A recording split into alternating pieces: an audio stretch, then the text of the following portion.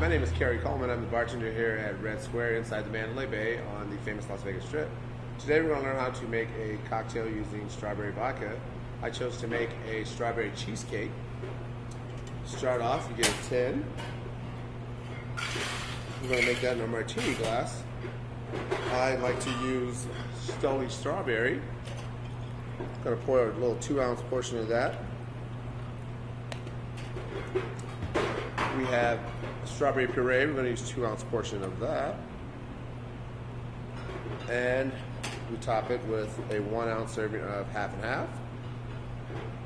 Okay.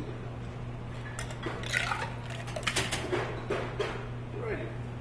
Get our martini glass. And we're going to rim this with graham cracker. Okay. Shake it out. Get it nice and frothy. All right.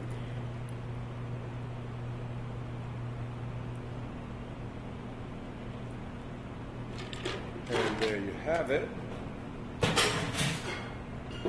Again, my name is Kerry Coleman. Come see me here at Red Square, Las Vegas.